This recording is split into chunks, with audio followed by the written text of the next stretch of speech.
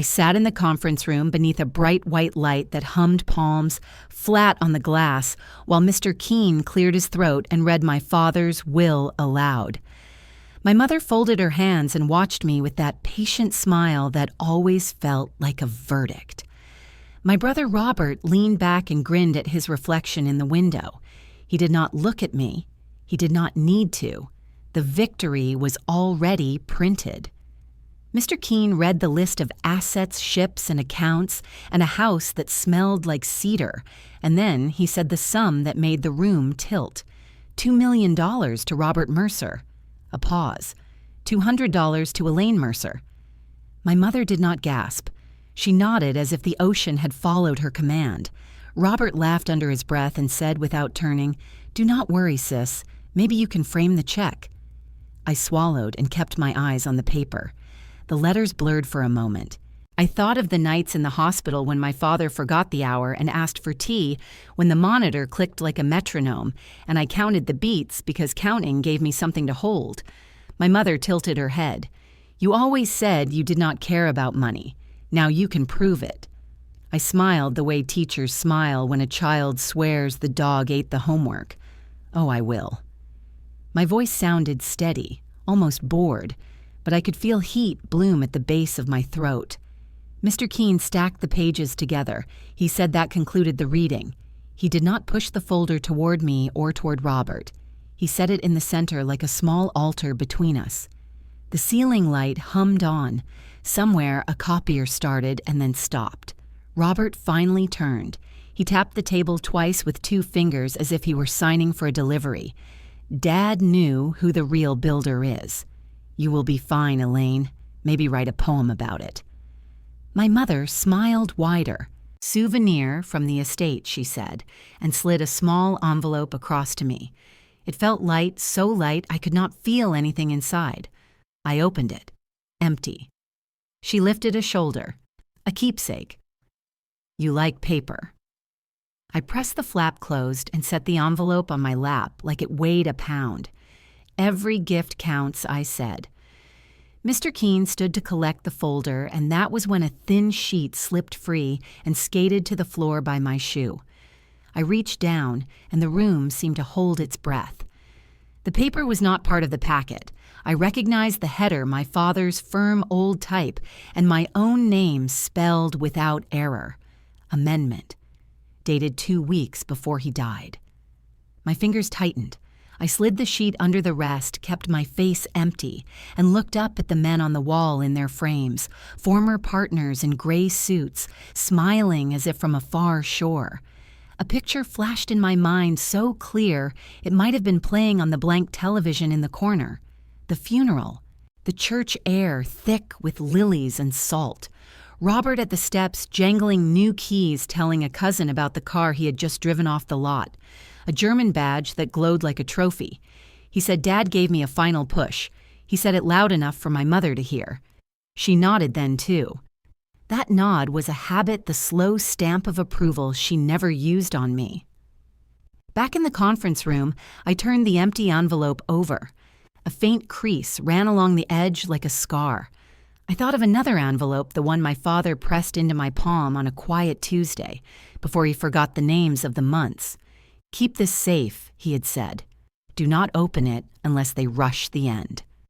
He had smiled, tired and wry. They always rush the end.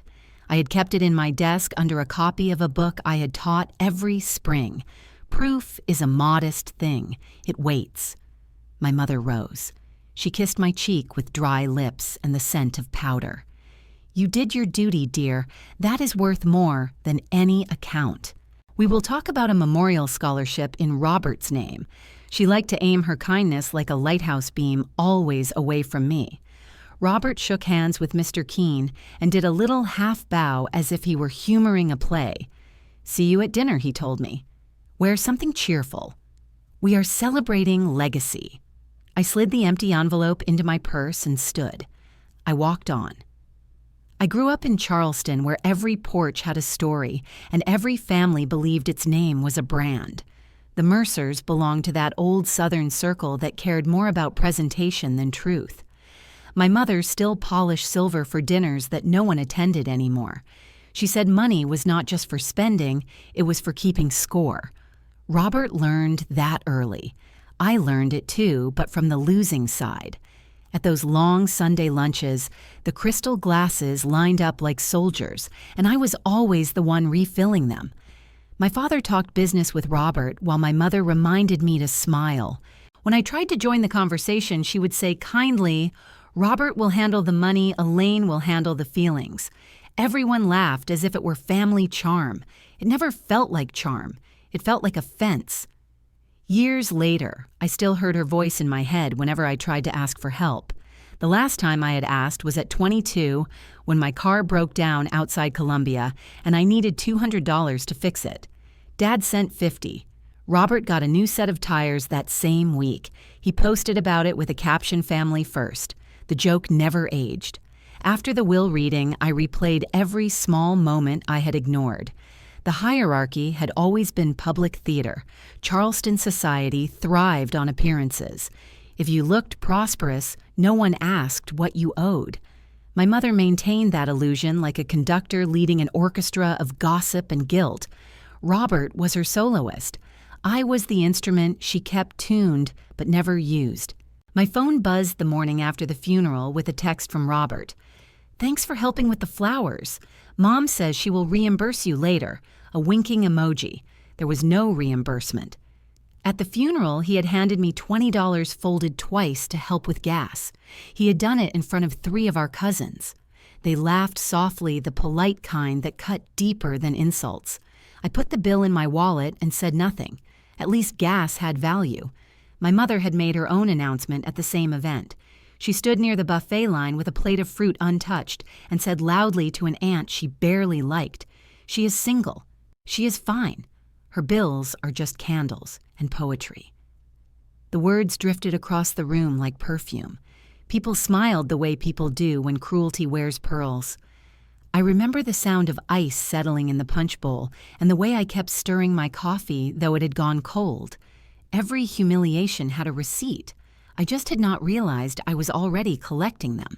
That night, back at my small house on the north side, I placed the 20 in a jar labeled class funds. My students sold candy to buy new books. Robert hosted fundraisers that cost more than my annual salary. Still, I loved my job. The quiet of the classroom was a kind of shelter. My desk faced the window that looked over a courtyard where magnolia leaves glistened after every storm. I used to think hard work would translate into respect. It did not. In our family, affection was indexed like a stock chart. Robert's value rose with every purchase. Mine stayed steady until forgotten. The week before the will reading, my mother had called to confirm the lawyer's time. She spoke as if discussing a hair appointment. "Robert will take care of logistics. You just need to show up appropriately dressed." I said nothing, though the phrase "appropriately dressed" clung like a stain. I had spent the last of my savings on a Navy suit years ago for an academic conference that no one attended. I ironed it again for the reading. At dinner after the service, they kept the performance alive. We sat in the same dining room where my father had once told us about compound interest and legacy. His chair was empty, but his portrait watched. Robert poured himself a drink and talked about managing the estate. He had not asked. He had declared. I was not on the new group chat called Family Budget Committee. He had removed me 2 months earlier when I questioned a transfer labeled Miscellaneous Hospitality. Teachers do not get numbers, he had written.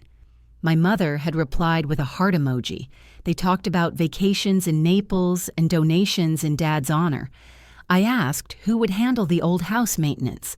Silence followed. Robert smiled as if I had broken character. Then he said cheerfully that I could take care of it since I had the flexible schedule of a school teacher. Everyone laughed again.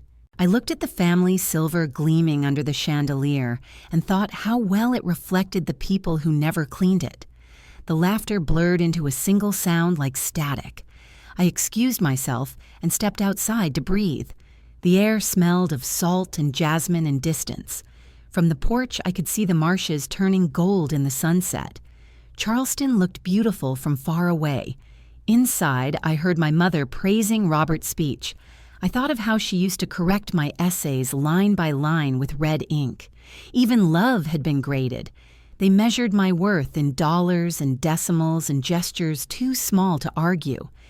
Every smile from them felt like interest paid on a debt I never agreed to owe. I realized then that humiliation had its own arithmetic. They had been adding for years.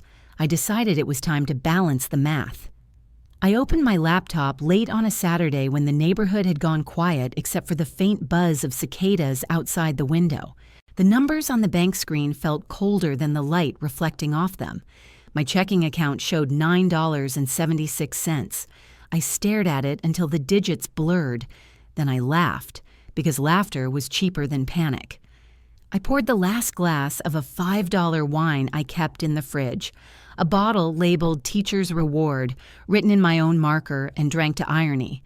Bills sat stacked beside the sink like unpaid invitations. I had promised myself not to think about the estate again yet. I kept circling back to the way my father's signature looked on the will firm and final. Something about the timeline did not fit. My father had been careful with records, almost obsessive about accuracy, and yet the assets listed in the file seemed incomplete. I logged into his old email account that I still had access to from when I helped him manage appointments. The inbox was tidy, except for a draft titled, "To My Daughter," about fairness. The message had no body, only a blinking cursor waiting. My hand froze above the keyboard. He had started it in June, 3 months before he died.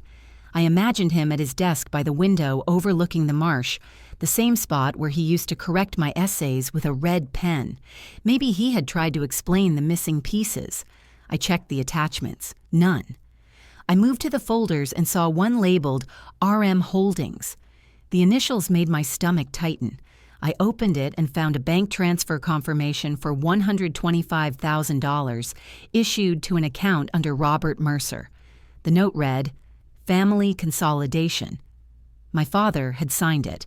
I felt a small flicker of heat rise behind my ribs. I searched the name RM Holdings online. The company existed a shell registered to a post office box in Mount Pleasant. The registration date matched the month Robert bought his new BMW. I leaned back and pressed my palm over my eyes. It could have been coincidence, but the math whispered otherwise. Teachers might not get numbers, as Robert liked to say, but I knew subtraction. I printed the document and placed it in a folder marked Questions. The printer rattled through the quiet like an old typewriter writing its confession. I refreshed my social feed and saw Robert's latest post, a photograph of him holding a glass of champagne on a balcony. The caption read, "Estate Night." The bubbles caught the sunset like gold coins. Comments poured in. "Congratulations, legacy lives on." I clicked Save Image and printed it too. Exhibit A, I wrote under it in pen. I pinned the page above my desk beside the transfer slip. Proof did not need an audience. It just needed to be kept in order. My cat jumped onto the table and pawed at the papers. I moved them aside and opened a spreadsheet. Income on one tab, expenses on another. My life reduced to columns and cents. The difference between our worlds fit neatly inside a single equation. While Robert drank imported champagne, I calculated whether to refill the gas tank before payday or wait until Tuesday. I scrolled back to my father's email draft again, reading the subject over and over until the words blurred. About fairness. It was almost kind. I wondered if he had intended to change something, if he had planned to balance what my mother had never allowed him to question. The thought both warmed and hurt. I checked the time. Midnight. My eyes burned from the screen. I dialed the number for Thomas Keene, the family lawyer, then hung up before it rang. I wrote his name on a yellow note and placed it beside the monitor. I would call in the morning. When I finally did, his assistant transferred me after a pause. "Elaine," he said, voice smooth and careful. I assumed this is about the will. I told him I had questions. I mentioned the transfer and the unfinished email. He was quiet for a beat, then said, "Sometimes fathers try to protect what they cannot control." I asked what that meant. He sighed. It means people sign things under pressure. Paper hides pressure well. I could hear the clack of his pen against the desk. Do you want justice or revenge? He asked finally. The question hung there like humidity. I said softly, aren't they the same if it's earned? He chuckled once, not unkindly. I will review what you send. For now, keep everything. Do not confront them yet. Let the facts breathe. After we ended the call, I sat still for a long time. The sunlight shifted across the table, catching the edge of the folder so that the word questions glowed briefly. The cat curled against my leg. Outside, a delivery truck hissed past, leaving the air smelling of diesel and heat. I looked again at the printout of Robert's smiling face and his caption. The photograph captured something I had missed in real life, the small tilt of pride, the ownership in his eyes. He had no idea what the paper trail behind him looked like. I imagined pinning each piece of evidence to a board lines of string connecting transfers, to purchases signatures, to dates, until the pattern became visible, even to those who refused to see. My father had once told me that numbers were like mirrors. They never lie, but they reflect whoever stands before them. He had meant it as a lesson about grading. Now it sounded like prophecy. I took the wine bottle and poured the last drop into my glass. The liquid barely covered the bottom. I lifted it toward the pinned photo. Cheers, brother. Then I opened a new document and began a ledger titled Balances Owed. Each line carried a date and an amount. By the end of the night, the column looked neat and certain. I turned off the lamp and whispered to the dark ever been cut out of what you built, do not scroll. It is about to balance. I woke up before dawn to the sound of rain tapping against the kitchen window. The house smelled faintly of dust and coffee grounds from the night before. My mind kept circling back to the draft email from my father, to my daughter, about fairness. It felt like a whisper left unfinished, a door half open. I made coffee and walked into the study, the one room I had not touched since bringing home his belongings. His old wooden desk stood by the wall, still covered in neatly labeled folders. A framed photograph of the three of us sat beside the lamp, the glass faintly fogged from age. I lifted it to clean it and felt something rattle inside. I turned it over and the backing was loose. Behind the cardboard was a small silver USB drive taped flat against the wood. My breath caught. My father had never trusted cloud storage. He used paper ink and hidden drawers. I connected the drive to my laptop. One file appeared named Amendment 2023.pdf. My hands trembled slightly as I clicked it open. The document bore his signature notarized 2 weeks before the main will. It stated that the estate was to be split evenly based on caregiving during his final illness. Caregiving, not bloodline. A handwritten note followed Elaine covered direct medical expenses totaling $18,700 in personal care. Adjust accordingly. My chest tightened. 2 years ago, I had drained my savings to pay those bills when insurance lapsed. My mother had called it charity. Robert had called it unnecessary. Now it was documented, signed, real. The words shimmered like justice waiting. I printed 3 copies and slid them into protective sleeves. Proof felt heavier than paper should. While the pages cooled on the desk, I remembered a voicemail I had saved but never listened to. It came from my father's number, dated 2 days before he died. I pressed play. His voice came through thin and slow. Elaine, if they rush, this will call Keen. He coughed. Then the line clicked off. The room seemed to shrink. I pressed replay, letting his voice fill the silence again. It wasn't just a message. It was instruction. I looked around the room for anything else he might have left. A single legal pad sat on the shelf with faint indentation marks where he had written something and torn the top pages away. Holding it under the light, I could barely make out one phrase, "They will try again." I took a photo for record. The rain outside grew harder. Charleston's sky turned gray, heavy with the smell of salt from the harbor. I packed the amendment, the transfer slips, and the voicemail recording into a folder. Then I put on my coat and drove downtown. Charleston Probate Court sat at 75 Broad Street, a sandstone building that looked unchanged since the Civil War. The marble floors echoed under my shoes. A clerk with red glasses looked up from her counter as I approached. I told her I needed to submit an amendment related to the Mercer estate. She handed me a form and asked if the other heirs were aware. "Not yet," I said. She nodded without expression, stamped the papers, and slid them into a file marked pending verification. She told me the judge would review within 48 hours. I thanked her, then stepped outside into the rain. Across the street, a tourist carriage passed the horse hooves clapping against the wet cobblestones. I thought of my family still sleeping in the house that money had built and lies had maintained. They had no idea that the balance had already shifted. I sat in the car and looked at the courthouse steps through the windshield. Drops gathered, slid down, joined others, and vanished at the edge of the glass. Justice, I thought, moves like rain, quiet, steady, unstoppable, once it begins. Back home, I laid the receipt from the court on the table. My hands were still damp ink smudged at the edges. I replayed the voicemail one more time before saving it to a flash drive labeled Father Evidence. His voice now sounded calmer to me, as if he had been waiting for me to find this exact path. I opened my ledger notebook and drew a line through one entry. Questions. Beside it, I wrote answered. On the next page, I created a new title, Assets Reclaimed. The column beneath it stayed blank, but I could feel the first figure forming. I placed the framed photo back on the desk, the empty space where the USB had been now replaced by certainty. I whispered a small thank you to the air. Outside, the rain slowed to a mist, and the city lights reflected on the wet pavement like liquid gold. I poured another cup of coffee and sat quietly.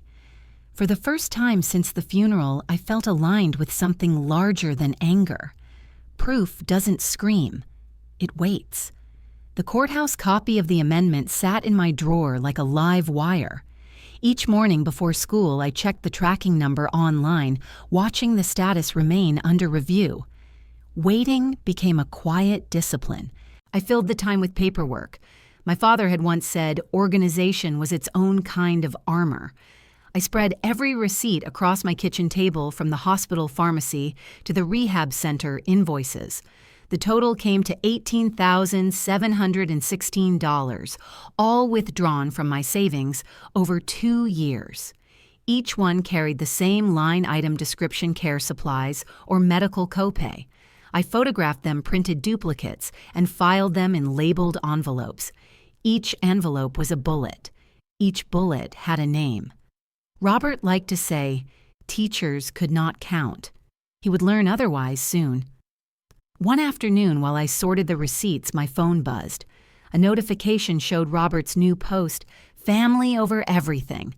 The image showed him and my mother smiling on a golf course, her pearls glowing against the sunlight. I stared at it for a long second, then typed a comment. Accept invoices. The post disappeared 10 minutes later, but not before several of our distant relatives liked my comment. The quiet satisfaction that followed felt like breathing clean air after months underground.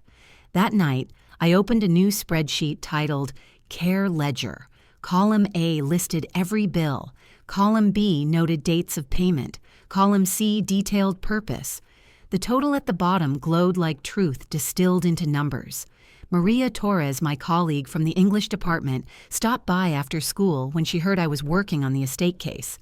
She had seen me visiting my father daily during his final months and often dropped off dinner at the hospital. When I explained the amendment, she nodded without surprise. I figured he'd do something fair at the end. He trusted you. She agreed to sign an affidavit confirming my caregiving hours. She laughed when she saw my folders. You could teach the IRS organization, she said. I smiled. Maybe they'll get their chance. That idea lingered. That night, I searched RM Holdings again and found their tax filing history, or rather the lack of it. The company had reported zero income for 2 consecutive years, despite Robert's visible purchases, including the yacht and the new BMW. I downloaded the forms and cross-checked dates. The math betrayed him neatly. I composed an anonymous submission through the IRS whistleblower portal. The process asked for details of potential evasion.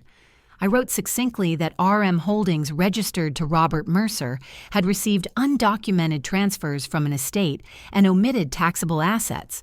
I attached the transfer slip as evidence and clicked submit. The confirmation screen appeared with a reference number. My hands shook slightly as I took a screenshot. It was the first move that felt like action rather than reaction. I poured coffee and stared at the flickering cursor on the laptop, thinking of my father's phrase about fairness. Maybe justice began not with outrage, but with balance sheets. At school the next day between classes, Maria asked if I had slept. I said numbers keep me company. She grinned. Better than ghosts. In the teacher's lounge, I looked around at the faded posters about integrity and education, then back at the phone where another of Robert's posts gleamed. Champagne bottle, caption legacy, secured. I whispered under my breath, "We will see." The amendment copy remained sealed in its envelope ready for verification. Every evening I refined my evidence list, cross-referencing dates, hospital names, and even mileage from home to the care facility. Precision comforted me. Revenge through math was cleaner than shouting. I drafted a summary for Mr. Keene attaching digital scans of every document. In the email, I wrote proof attached for review note, the caregiving clause, alignment. He replied within hours. "Excellent work, Elaine. Most people lose track of evidence. You are building a case, not a complaint. Keep every original copy safe." His words steadied me. I locked the files in a fireproof box and placed it under the bed. The hum of the city outside lulled me into a rare sleep. Weeks passed quietly. Charleston's air grew heavy with spring. Magnolia blossoms opened and fell within days. Robert remained oblivious, posting beach selfies and golf photos with captions about gratitude. My mother commented on each one with hearts. They believed silence meant surrender. They did not understand that silence was preparation. One evening, Maria and I sat on my porch, watching the sky shift to pink. She asked what I would do when it was over. I said maybe write a book about numbers that lie only when people do. She laughed. "You'd sell 1,000,000 copies." I smiled. "I do not want money. I want math to speak." The next morning, an envelope from the probate court arrived. Inside was a stamped acknowledgement of amendment verification and a note that hearings would be scheduled.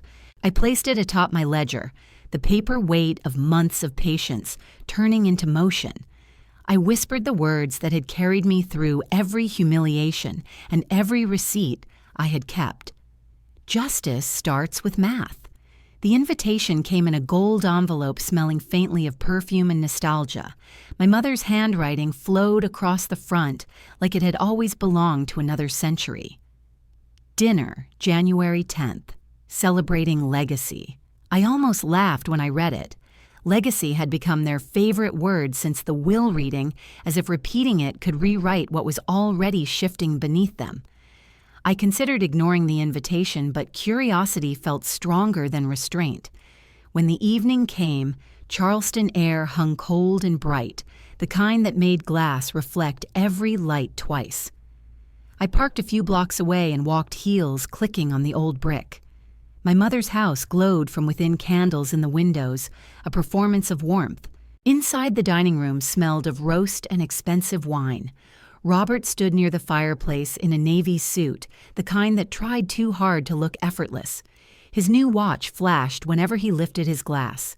Beside him, our mother smiled wide for the guests, mostly her church friends and two of Robert's business partners.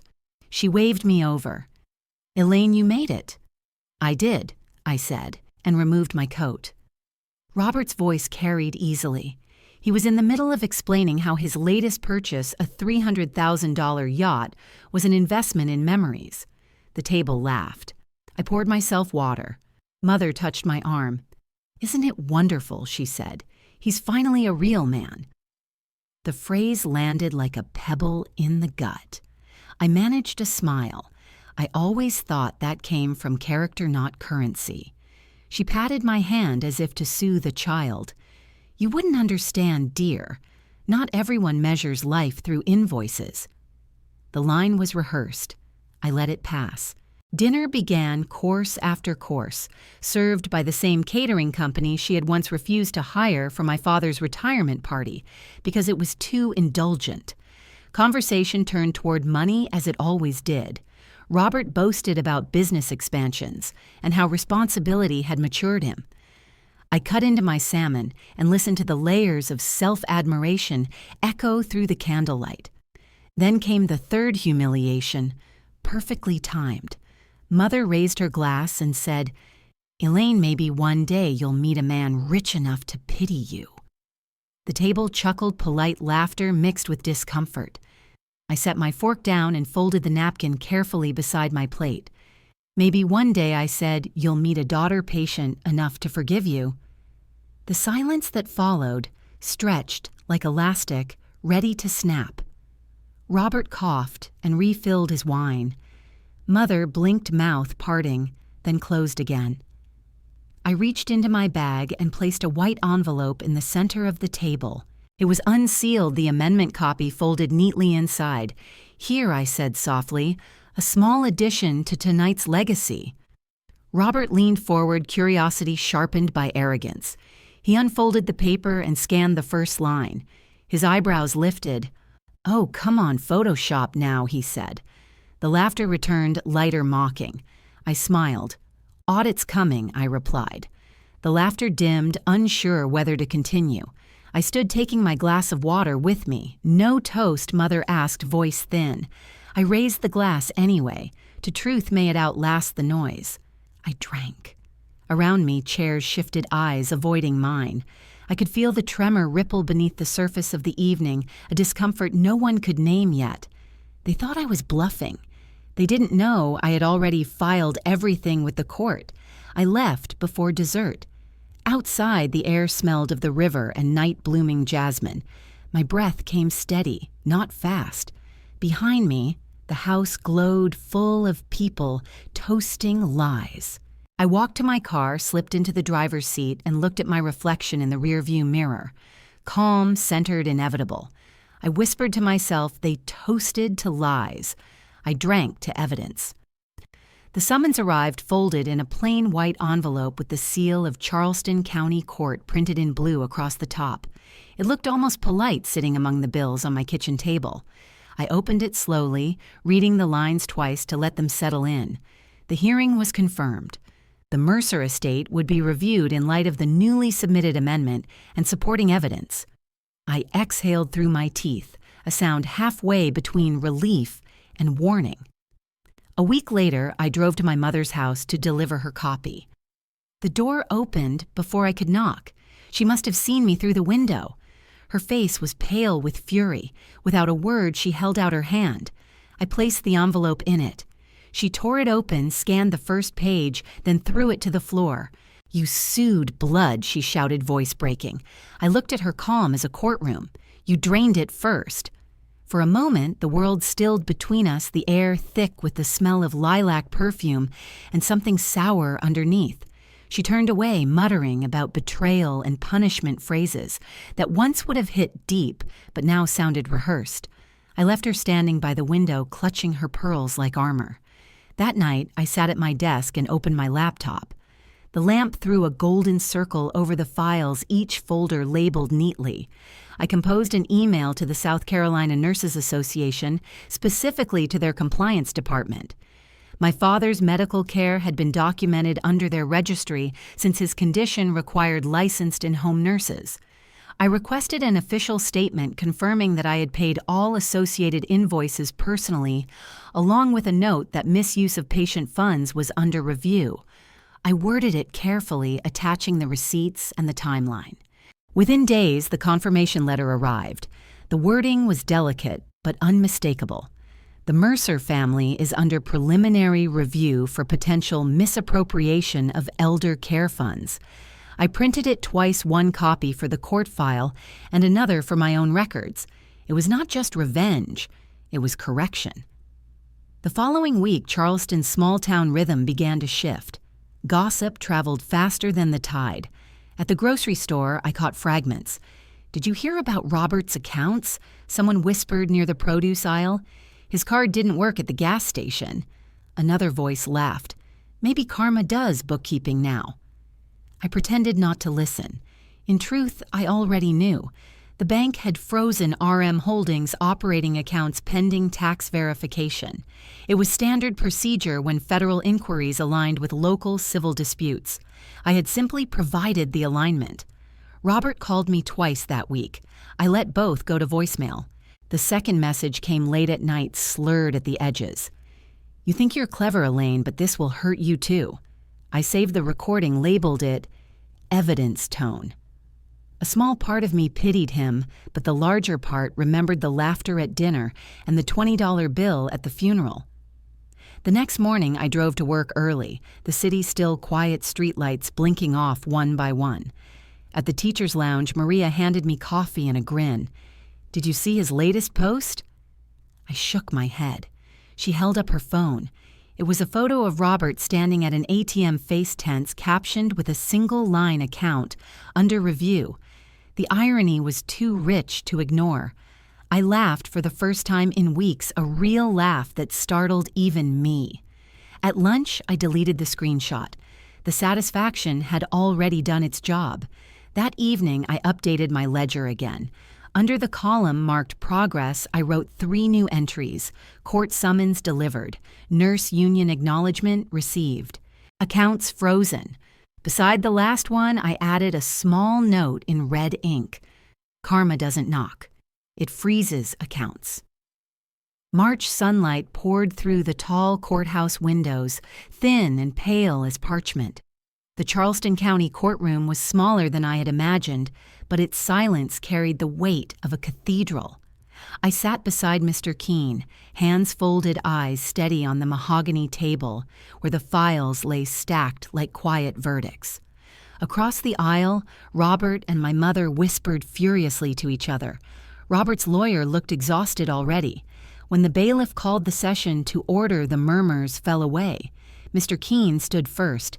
He spoke with the calm precision of someone who had been waiting for this moment his entire career. He presented the verified amendment and explained the timeline of discovery. The words flowed: cleanly concealed assets, caregiving documentation, amendment validity. He placed the hospital receipts on the table one by one, each page stamped and dated. "These are the verified payments made by my client," he said. $18,700, all traceable to her personal accounts. The judge, an older woman with silver hair and clear glasses, leaned forward. "Continue." Mr. Keene motioned for me to stand. I took the oath and felt the cool wood beneath my fingertips as I swore to tell the truth. When I began to speak, my voice surprised me with its steadiness. I explained the caregiving, the nights in the hospital, the invoices I had covered when insurance lapsed. I showed the photos, the nurse statements, and the voice message from my father advising me to call Mr. Keene.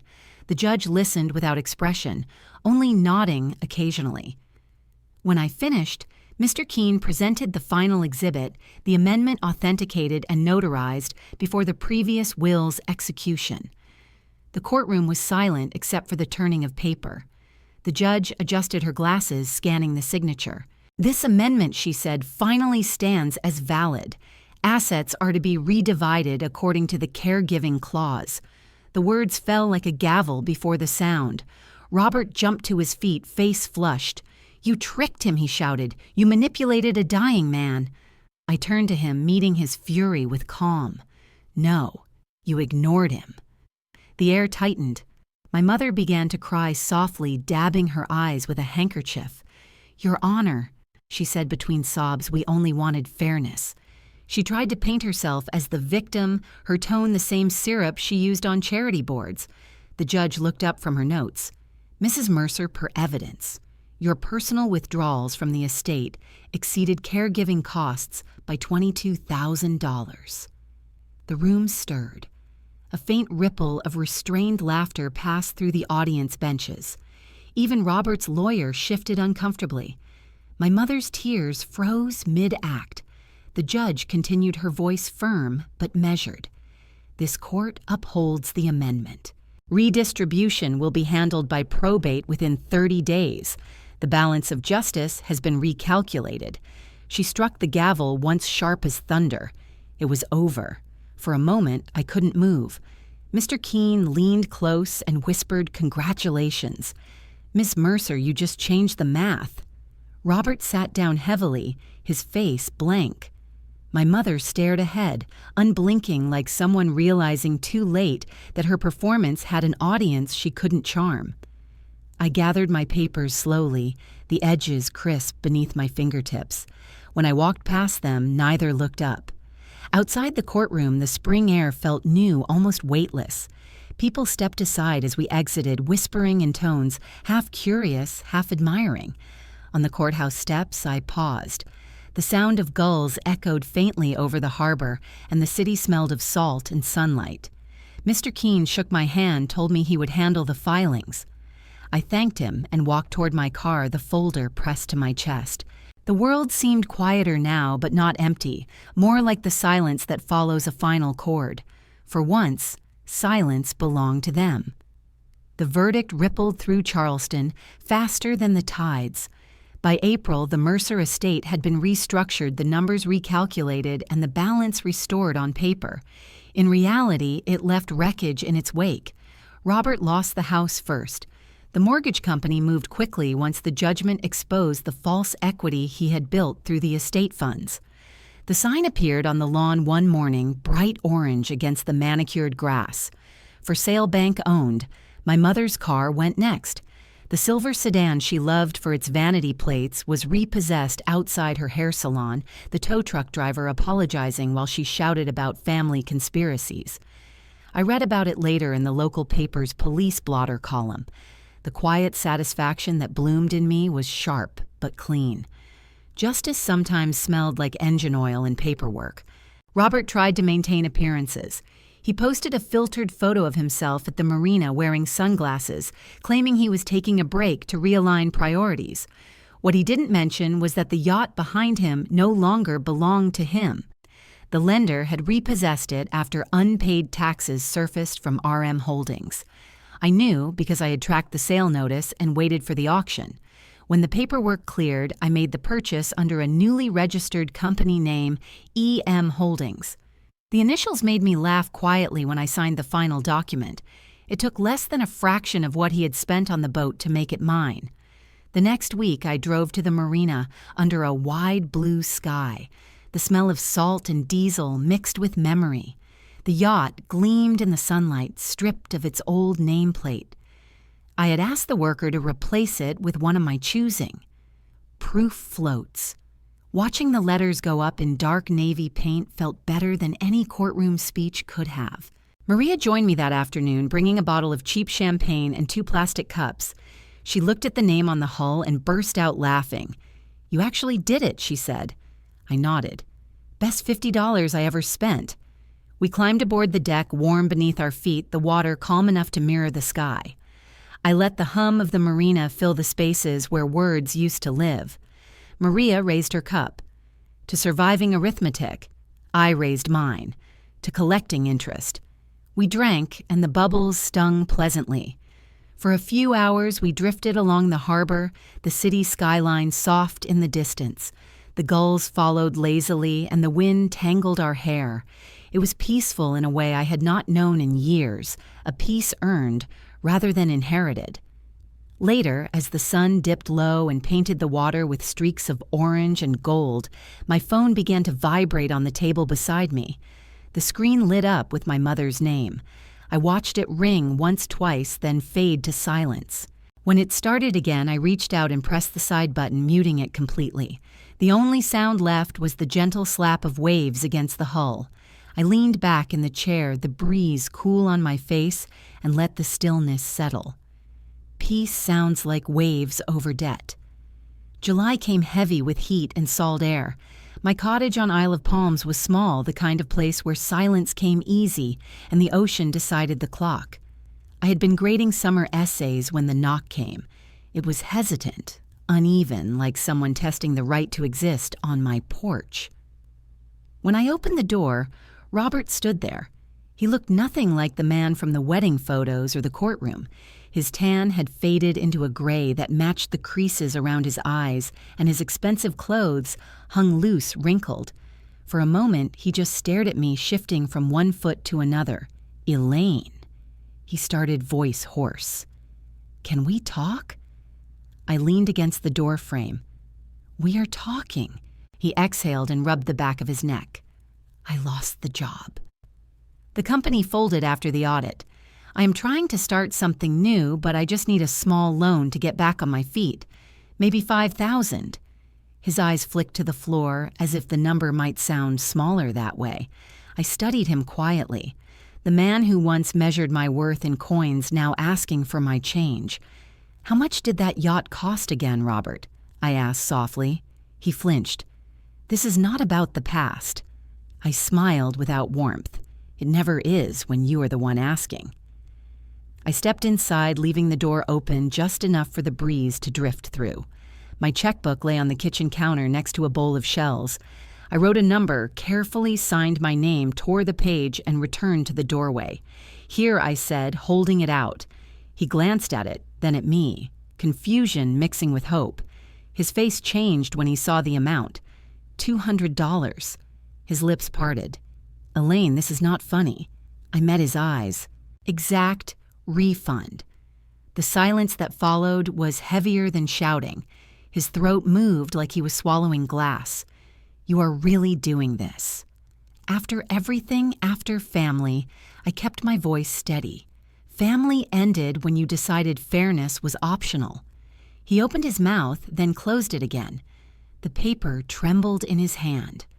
For a moment, I saw the boy he used to be, standing in the shadow of expectations that had spoiled him. He whispered something like an apology, but the words broke apart before they reached me. I took a slow breath, felt the air move through my chest, and nodded toward the driveway. "The conversation is over, Robert." He hesitated, tears forming, and then turned away. The sound of his shoes crunching on the gravel faded into the hum of cicadas. When the gate clicked shut, I closed the door gently, not as a punishment, but as punctuation. Inside the cottage was quiet, except for the ocean beyond the window. I looked down at the checkbook and saw the blank lines that followed. It struck me how satisfying a clean page could be. They had taught me to be quiet, to stay small, to accept less. Now they could listen to the echo of what they created. I poured a glass of water, stood at the window, and watched the tide move in steady rhythm. Each wave erased a line of footprints on the sand, deliberate and complete. "Would you have opened the door?" The first post went live on a quiet Sunday morning. I called it The Quiet Ledger, a name that made sense only after everything had been tallied. It wasn't flashy, just a clean page with my story told in plain words. The inheritance, the court, the amendment, the silence that followed. I didn't expect anyone to read it. By the next week, there were hundreds of comments. Women from Ohio, California, Maine. Women with stories of brothers who got everything, and sisters who got forgotten of parents who called them practical instead of precious. Some wrote paragraphs, some just one line. Finally, someone said it out loud. Others added receipts of their own, literal and emotional. One woman wrote, "I wish I had your amendment file." I laughed when I read it, the kind of laugh that tastes like salt and victory at once. I began replying to as many as I could, thanking them, listening, recognizing that pain translated fluently across names and towns. The blog turned into something more than storytelling. It became arithmetic, shared what fairness costs and what dignity pays back.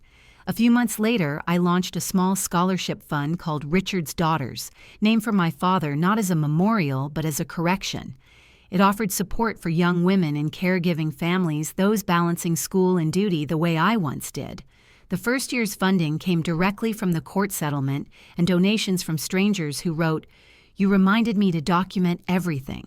Each name added to the donor list felt like a tiny amendment signed into the world. Teaching became lighter that year.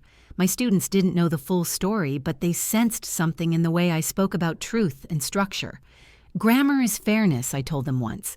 Every sentence has to hold its weight. They laughed, but they understood. On the last day of the semester, one of my students, a shy girl named Lily, stayed after class. She held out a bouquet of small yellow flowers and a folded note. "You taught us grammar and courage," she said quietly. I thanked her and waited until she left before opening the note. It simply read, "Proof matters." I pinned it above my desk beside the photo of the old ledger, the first one that started this all. Sometimes at night I'd scroll through the blog and read new comments. One woman described winning her case after finding evidence of hidden transfers. Another said she finally confronted her siblings. A few men wrote too, admitting they hadn't realized how deep those family divides ran. Each story carried its own math of pain and repayment. And through it all, the same refrain echoed beneath every post: fairness isn't given, it's earned. One evening I sat on the porch with my laptop, the sound of the sea outside the window. The breeze carried the smell of salt and the faint hum of cicadas. I looked at the balance sheet of my own life, not in dollars, but in weight. My father had left me $200 on paper and a legacy that required recalculation. The rest I had earned in peace. I closed the laptop and watched the horizon fade into the slow dusk. Maybe one day someone would read the blog and find a path back to themselves, or at least a proof. Ever had to earn fairness from your own family? Tell me in the comments. The cemetery was quiet that morning, the kind of stillness that makes even the wind feel respectful. A year had passed since the hearing, since the ledger had been balanced, and the noise had finally gone still. Charleston was warm already, the air carrying that mix of salt and magnolia that always reminded me of him. I parked near the gate and walked the path I knew by heart, the gravel crunching under my shoes. The Mercer plot sat beneath an old oak, its branches casting dappled light across the stone. I knelt, brushing away the fallen leaves from his name. The granite was smooth and cold under my palm. From my bag I took two things: the original amendment creased from being handled too many times, and the check for $200 still uncashed. I laid them side by side at the base of the headstone. For a long moment I said nothing. Words seemed smaller than what they were meant to carry. Finally I whispered, "He knew what they would do. He left me the proof, not the peace." I found both. The breeze stirred soft and sure, carrying the sound of waves, somewhere beyond the trees. Sunlight broke through the branches, turning the edges of the paper gold.